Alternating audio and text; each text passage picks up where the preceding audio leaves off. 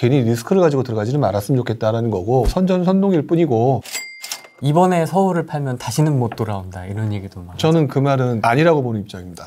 물론 개인적인 성향이긴 한데요. 이번에 서울을 팔면 다시는 못 돌아온다라는 얘기는 무주택자나 1주택자한테 해당되는 얘기가 아니에요. 이번에 사면 그냥 살면 계속 있는 거잖아요. 근데 다주택자의 경우거든요. 다주택자의 경우 같은 경우는 지금 그분들이 예를 들어 서울에 있는 거 하면 서울에 있는 물건을 팔겠어요? 일단 뭐 다른 거부터 팔겠죠. 약간 선동적인 구호에 가깝다고 저는 봐요. 그러니까 틀린 말은 분명히 아니에요. 앞으로 장기적으로 보면은 서울의 중심부 또는 서울의 되게 많이 인프라가 좀 열악한 그 지역의 재건축, 재개발 위주로 갈 거기 때문에 지역이 바뀔 거라 계속 사람들이 이렇게 안으로 들어오는 것들은 외국의 사례를 보더라도 마찬가지였으니까 그건 변함이 없는다고 보는데요. 그렇다고 선동적으로 지금 1, 2년 안에 그게 막 된다라고 보여지진 않고 이게 장기적으로 계속 구조가 바뀌면서 당연히 그렇게 될 거라고 보여지고요. 그렇다고 해서 예전에 서울이 선호도가 높았던 건 사실이었거든요. 예전장에도 선호도가 높았어요. 서울에 살래 신도시 살려면 신도시보다는 서울에 산다는 사람이 더 많았고 신도시를 산다고 하는 사람들의 이유는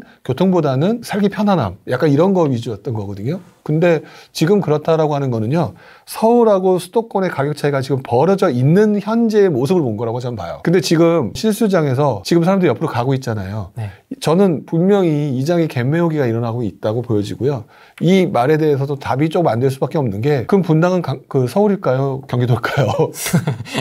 경기도는 맞지만 서울 같은 느낌인 거거든요. 분당에 있는 사람들은 또 그렇게 생각을 할 거고 과천에 있는 사람들도 그렇게 생각했죠. 바로 옆에 있는 사람들 너 나름대로 서울에 가까운 애들이에요. 무자르스 자르는 그거는 약간 어떤 편하기 위해서 만든 거지 절대 서울에 못 들어온다. 글쎄요. 용인 수질에 살거나 고향 덕양에 살면서 새 집 살고 있는 사람이 서울에 못 들어올 이유는 없다고 봐요. 그러니까 너무 선동적인 구호일 뿐이지 저는 그래서 좀 많이 안 좋아하는 단어이긴 해요. 그 단어가. 서울에 왜 못 들어오지? 물론 원래 좀 먼 외곽 지역 같은 경우는 외곽 지역이 지금 벌리기와 메우기라고 하는 과정에 서울장만 움직였고 경기도 같은 경우는 경기도의 중심지가 벌리기를 했지 메우기장이 일어난 장이 아니에요. 그렇기 때문에 지금으로 보면 엄청나게 가격차가 벌어진 거지만 그렇게 따지면은 2006년도, 5년도, 6년도에도 비슷했어요. 왜냐면 그때는 메우기장이 아니었기 때문에. 결국은 언젠가 분명히 기회가 오는 장이고 그렇기 때문에 글쎄요. 단계를 밟으면서 내가 서울에 들어오기 위해서 몇 단계를 거쳐야 되는 그런 안타까운 위치에 있는 분들 같은 경우는 그 말이 약간 맞을 수는 있겠지만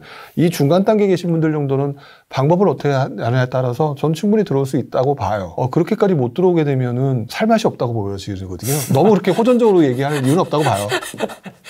약간 선전선동에 가까운 문구다. 예, 저는 약간 선전선동에 가까운 문구고 그래서 서울 사라고 했는데 지금까지 보면 우리 사실 틀린 말은 아니었지만 서울의 신축이 대세였던 거잖아요.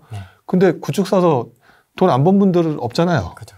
그게 뭐냐면 메우기 현상이었거든요. 이 시장의 가격의 움직임은요. 불균형이라고 생각해요. 불균형이 발생하면 메워지는 현상. 또 그게 메워지게 되면 다시 벌어지는 현상. 이 불균형에 의해서 시소처럼 움직이는 현상이 계속 나타나는 거일 뿐 그게 어떤 특정 시점을 가지고 이게 정답이다라고 얘기하는 거는 선전선동일 뿐이고 그런 경우는 없다. 벌어지면 메운다. 어떤 특정 지역과 특정 지역의 제일 좋은 거와 제일 나쁜 거를 비교하면 그 말이 맞지만 적정한 상황으로 보게 되면 들어올 길 언제든지 있다. 저는 그렇게 생각을 해요. 그래서 현금 쥐고 계신 분들도 지금 고민이 많으실 것 같아요. 현금 불안해서 뭔가 시장이 어떻게 될 것 같고 서울 아파트 그래프 이렇게 돼 있잖아요. 지금 이렇게 돼 있으니까. 그렇죠. 근데 현금 들고 가만히 고민이 되고 또 오늘도 저도 신문에서 봤는데 예금금리가 낮기 때문에 물가 상승을 따지게 되면 지금 손해다. 네. 이렇게 표현을 하죠. 근데 정말 모르면 현금 가지고 있어도 된다. 모르는데 어줍지 않게 돈 벌어야 된다는 생각, 본인이 아직 경험이나 이런 거 많이 부족한데 시기가 좋아서 돈을 많이 버신 분도 있고 노력해서 버신 분들 또 알아서 버신 분들이 있겠지만 알아서 버신 분들은 다음번을 분명히 찾아요. 제가 본 관점에 의하면. 또 다른 투자처를 찾는데 돈은 벌었는데 현금 들고 있는데 내가 그 다음에 어디를 투자할지 모르는 분들 의외로 많거든요. 그런 분들은 어쩌지 않게 들어가면 계속 동전을 던졌을 때 앞면만 계속 나온다. 그러니까 계속 성공만 한다는 보장은 없어요. 그러면 이분들은 현금 가지고 있는 게 오히려 더 유리할 수 있는 상황이기도 해요. 그러면서 그 기간 동안에 그 기간이 그렇다고 해서 5, 6, 6년 걸릴 것 같지는 않고요.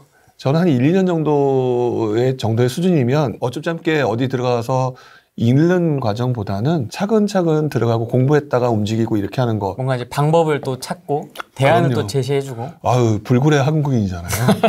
전 구멍찾기의 달인이라고 봐요. 블로그에 얘기를 좀 안 했으면 좋겠는데 다 이렇게 보고 막더라고요. 하나씩 하나씩. 현금도 제가 볼 땐 포트폴리오 중에 하나인 것 같아요. 뭐 이렇게 현금 들고 있으면 손해다 뭐 이런 얘기도 하긴 하는데 사실 까먹는 게 더 데미지가 크거든요. 냉정하게 말하면 뭐 현금 들고 있는 것보다 뭐 금을 사는 게 좋다, 뭐 달러를 사는 게 좋겠다 이렇게 얘기가 있잖아요. 현금이야 어차피 내가 가지고 있는 거고, 그 다음에 달러를 사도 뭐 환율에 따라서 변동폭이 있는 거고, 또는 뭐 미국의 상황에 따라 바뀔 수 있는 거고 해서 뭐든지 리스크가 있어요.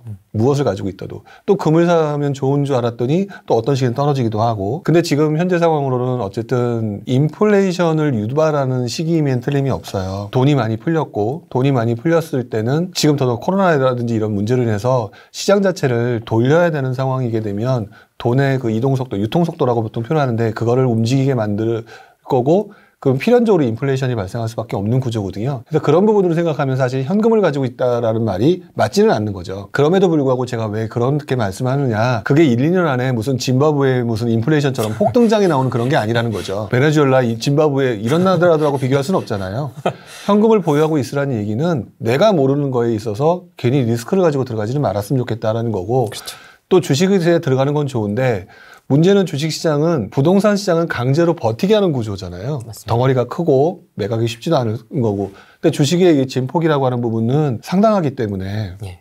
좋은 장인데도 불구하고 이유 없이 떨어지는 느낌도 있기도 하고, 그래서 이게 참 애매한 부분인 것 같아요. 장기적으로는 자산을 보유하는 건 맞다. 인플레이션을 해치할 수 있는 거는 자산을 보유하는 게 최고인 것 같고, 그중에서 우리나라 시장에서는 누가 뭐래도 안정적인 거는 부동산이면 틀림이 없었으니까, 그중에서도 아파트가 그런 게 틀림이 없었으니까. 근데 이제 그거를 팔고 현금화하고 뭐 하는 과정에서 그 몇 년 보유했다고 그게 엄청나게 가치가 떨어지는 거는 아닌 것 같고, 오히려 그 부분에 따라서 지켜보고 있다가 또다시 새로운 분명히 투자 시장이 보이게 되거든요. 뭐 주식하는 사람들 맨날 주식 보면서 아, 여기에 가치가 상당히 저평가되어 있다. 부동산도 마찬가지인 것 같아요. 돌이켜서 생각을 해보면 저는 간단하게 심플하게 이렇게 얘기를 하거든요. 98년에 처음에 투자할 때는 그냥 시장이 다시 회복되는 장이기 때문에 아무거나 사도 되는 장. 그 다음에 그 중에서도 정부가 분양권 투자를 풀어주고 해서 분양권 투자에 들어온 장. 분양권 투자에 들어와서 신축 아파트가 올라가다 보니까 신축 아파트를 사야만 했던 장. 신축 아파트가 올라가다 보니까 그 중에서도 이왕이면 입지가 좋은 데 살아야 되기 때문에 강남의 아파트가 먼저 오르는 입지 위선의 장. 그 과정에서 강남 재건축 아파트가 같이 따라 움직이는 장. 왜? 강남 재건축 아파트는 신축장이니까. 그 장이 이어지면서 그게 주변으로 번져나가는 벌리기와 메우기의 장이 번져나갔다가 또 몰려들었다는 장. 그러다가 보니까 사람들이 투자를 하는 데 있어서 재개발을 제일 어렵게 보거든요. 네. 어렵게 보는데 재개발도 신축장인 거예요. 그러다 보니까 재개발에 다시 몰려드는 장, 재개발에 몰려들었다가 재개발이 움직이니까 수도권의 재개발까지 밀려가는 장, 지방 재개발까지 밀려가는 장, 그러다가 나중에 초기 재개발까지 건드리는 장. 이런 장이 계속 반복적으로 돌아오거든요. 그리고 침체장에 빠졌더니 그다음부터는 수익률을 가지고 오피스텔 투자를 어떻게 하는 장, 뭐 그러면서 경매 투자해서 얼마 벌었다 장, 그러면서 뭐 유치권 투자, 뭐 법정지상권 그러면서 엄청나게 싸게 투자하는 장, 네. 더 나아가서 이제 올 후반부에는 NPL까지 나왔죠. 뭐 이런 식으로 해서 다양한 투자가 그때그때마다 계속해서 이어지고 지금도 그게 이어지고 있는 구조다. 이렇게 지금 몇 년간을 얘기하는데 그러면 앞으로 안 나오겠느냐. 현금 보유하는 기간은 얼마 안 될 거라고 봐요.